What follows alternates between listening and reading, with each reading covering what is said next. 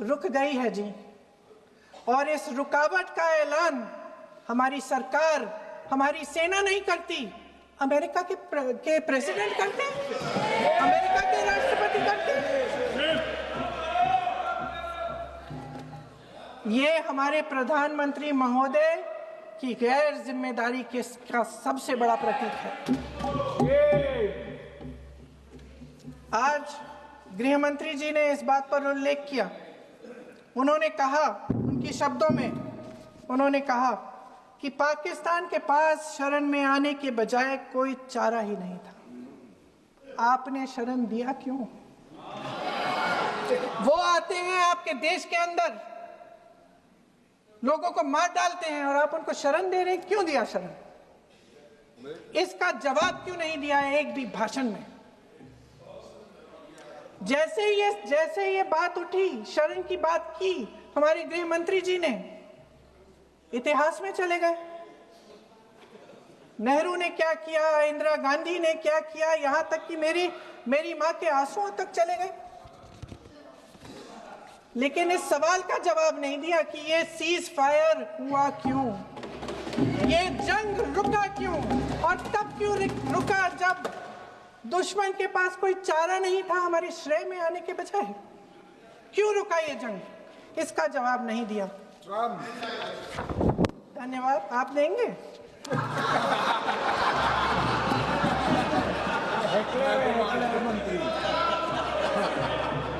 देना भाई देना, आपको टाइम मिलेगा तो। टाइम नहीं मिलेगा आपको शायद। वैसे महोदय, मेरी माँ की आंसू की बात किए, मैं इसका जवाब देना चाहती हूँ। मेरी माँ के आंसू तब गिरे जब उनके पति को आतंकवादियों ने शहीद किया, जब वे मात्र 44 साल की थी। और आज अगर मैं इस सदन में खड़ी हूं और उन 26 लोगों की बात कर रही हूं, मैं इसलिए कर रही हूं क्योंकि मैं उनका दर्द जानती हूं, महसूस करती हूं।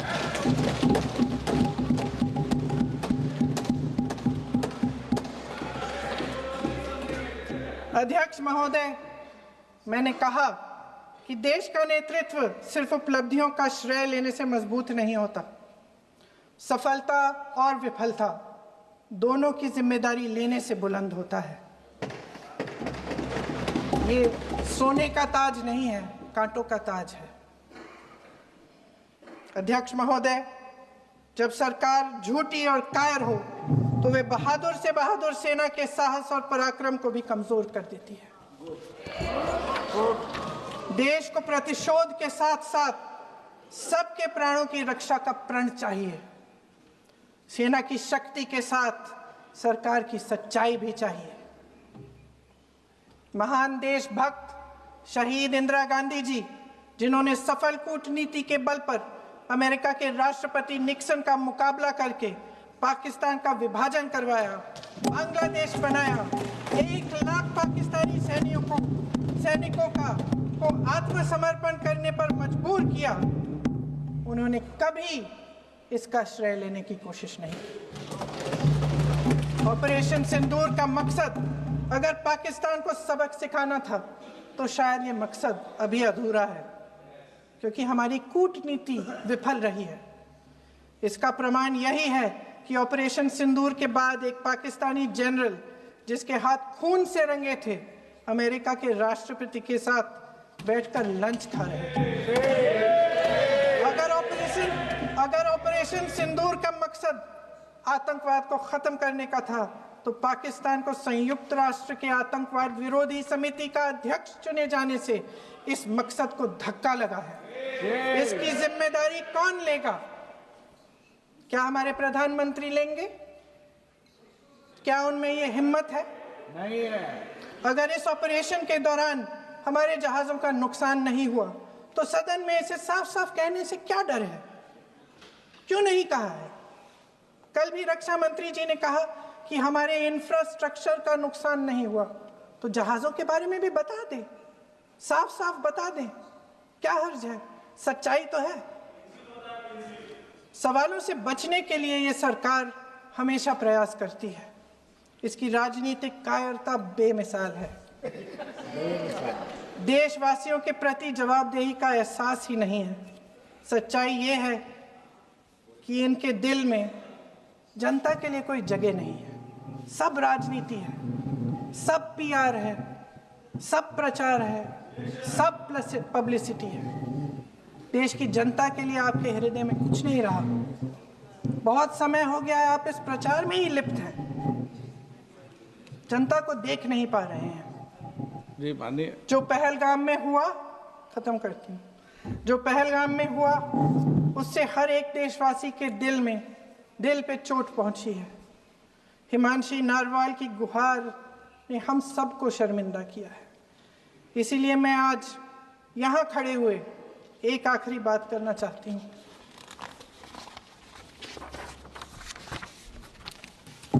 इस सदन में लगभग सभी के पास सुरक्षा है, सुरक्षा की व्यवस्था है।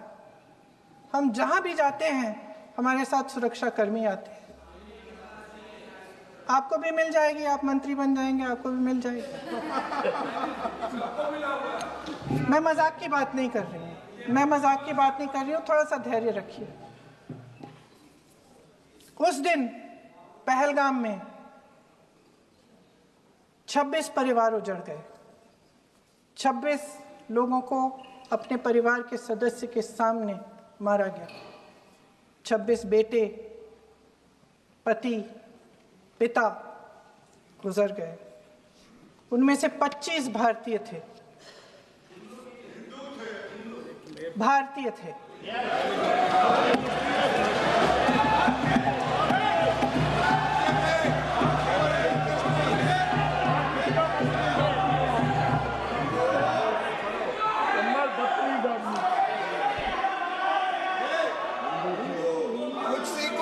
जितने भी लोग बैसारन वैली में थे और जो 25 भारतीय मारे गए, उनके लिए कोई सुरक्षा नहीं थी, कोई सुरक्षा नहीं थी। आप कितने भी ऑपरेशन कर डालें, आप इस सच्चाई के पीछे छुप नहीं सकते, इसे नकार नहीं सकते। आपने उनको सुरक्षित नहीं किया। कोई शर्म नहीं है, कोई शर्म नहीं है, कोई शर्म नहीं है और ना कभी होगी। सुन लीजिए, सुबह भी मैं शिव मंत्र बोल के आई हूं। इनको क्या पता शिव मंत्र क्या है? शिव मंत्र इनका खत्म कर लूं अपना भाषण। शिव मंत्र। मैं एक बार उन 25 भारतीयों के चुप रही। मैं एक बार उन 25 भारतीयों के नाम इस सदन में पढ़ना चाहती हूं, ताकि यहां बैठे हर सदस्य को यह एहसास हो कि वे भी हमारी तरह इंसान थे, किसी राजनीतिक बिसात के मोहरे नहीं थे। वे भी इस देश के बेटे थे, वे भी इस देश के शहीद हैं। उनके परिजनों के प्रति हम सब की जवाबदेही बनती है। उन्हें सच्चाई जानने का हक है। समीर गुहा भारतीय, बिट्टन अधिकारी, मनीष रंजन, हेमंत सुहास जोशी, विनय नारवाल, सुशील नथनियल, अतुल श्रीकांत पुणे, सैयद आदिल हुसैन शाह, माननीय मंत्री रामचंद्रन, संजय लक्ष्मण लेले, माननीय प्लीज दिनेश अग्रवाल, दिलीप दिल से, कुमार सतपति, JS चंद्रमौली। अब आप बोलिए, अब आराम से। JS चंद्रमौली, यतीश परमार, S मधुसूदन राव, माननीय सदस्य, नारेबाजी का सदन नहीं है। शैलेश कलाटिया, ये तरीका ठीक नहीं है आपका। मंजुनाथ राव, कौस्तभ गनबोटे, शुभम द्विवेदी। जय हिंद।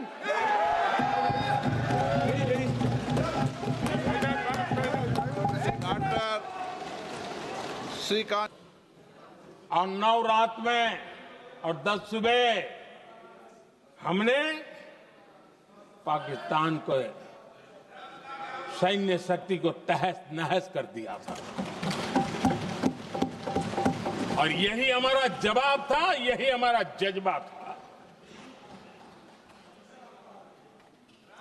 और आज पाकिस्तान भी भली भांति जान गया है कि भारत का हर जवाब पहले से ज्यादा तगड़ा होता है।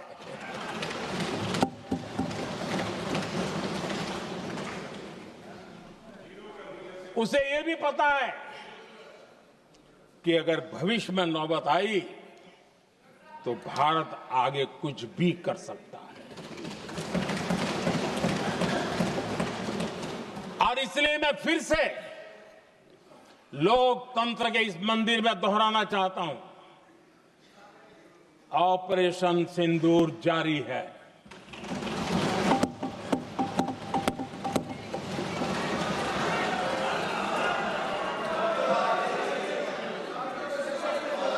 पाकिस्तान ने दुस्साहस की अगर कल्पना की तो उसे करारा जवाब दिया जाएगा।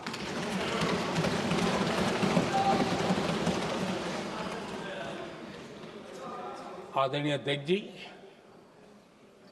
आज का भारत आत्मविश्वास से भरा हुआ है। आज का भारत आत्मनिर्भरता के मंत्र को लेकर के पूरी शक्ति के साथ तेज गति से आगे बढ़ रहा है। देश देख रहा है भारत आत्मनिर्भर बनता जा रहा है।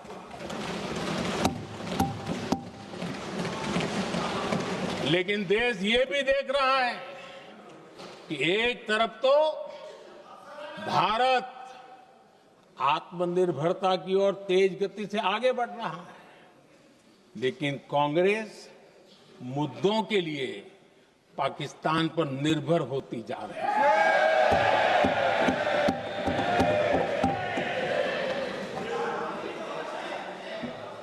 मैं आज पूरा दिन देख रहा था, जो 16 घंटे से जो चर्चा चल रही है, दुर्भाग्य से प्लीज बैठिए, सब जवाब दे दिया आपका। आप सुनते नहीं, सबका जवाब दे दिया। प्लीज नो, दुर्भाग्य से सुनिए जवाब। कांग्रेस को पाकिस्तान के मुद्दे इंपोर्ट करने पड़ रहे हैं।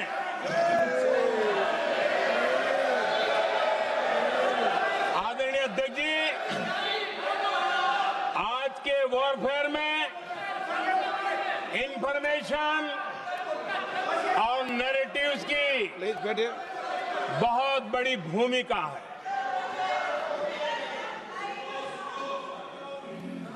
नैरेटिव घड़ करके, एआई का भी भरपूर उपयोग करके सेनाओं के मनोबल को कमजोर करने के खेल भी खेले जाते हैं। जनता के अंदर अविश्वास पैदा करने के भी भरपूर प्रयास होते हैं। दुर्भाग्य से कांग्रेस और उसके सहयोगी पाकिस्तान के ऐसे ही प्रपंच के प्रवक्ता बन चुके हैं।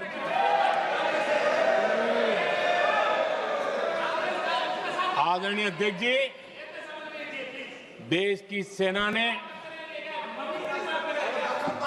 आदरणीय अध्यक्ष जी, ये तरीका है देश आपका? की सेना ने, बैठिए बैठिए। देश की सेना ने सर्जिकल स्ट्राइक की। बैठिए।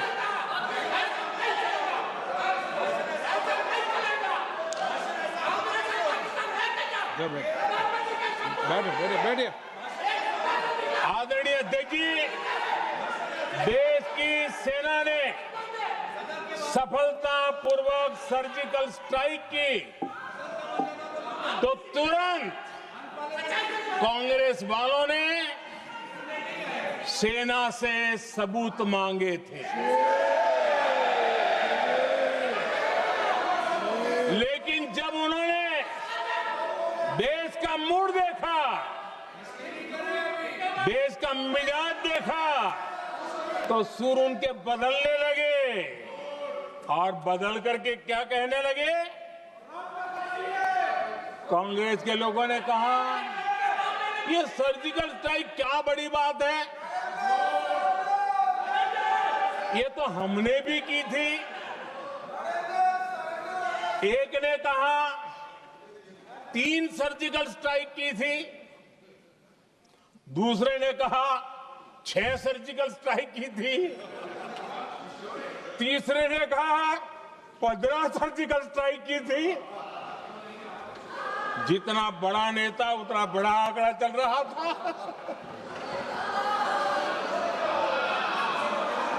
आदरणीय अध्यक्ष जी, इसके बाद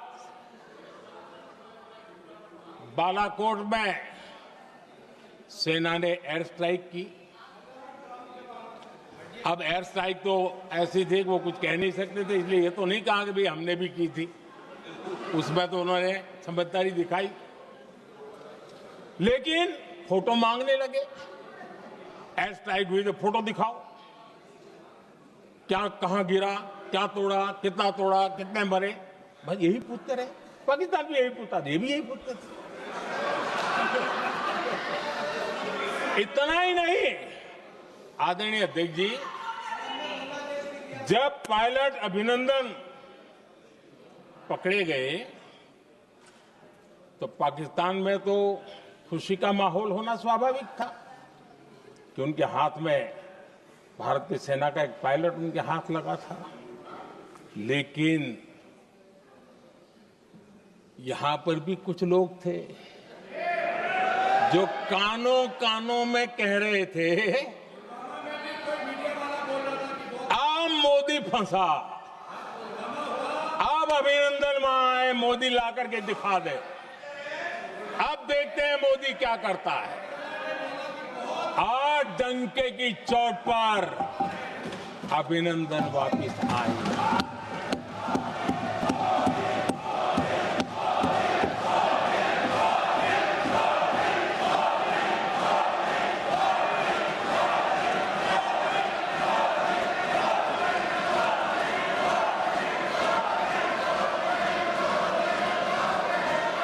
अभिनंदन को ले आए तो इनकी बोलती बंद हो गई। इनको लगा यार ये नसीब वाला आदमी है, हमारा हथियार हाथ से निकल गया। आदरणीय अध्यक्ष जी, पहलगाम हमले के बाद हमारा बीएसएफ का एक जवान पाकिस्तान के कब्जे में गया, तो फिर इनको लगा वाह बड़ा मुद्दा हाथ में आ गया है, अब मोदी फंस जाएगा। अब तो मोदी की फजीयत जरूर होगी। और उनकी इकोसिस्टम ने सोशल मीडिया में बहुत सारी कथाएं वायरल की कि ये बीएसएफ के जवान का क्या होगा, उसके परिवार का क्या होगा, ये वापस आएगा, कब आएगा, कैसे आएगा, न जाने क्या क्या चला दिया। आदरणीय अध्यक्ष जी, बीएसएफ का वो जवान भी आन बान शान के साथ वापस आया।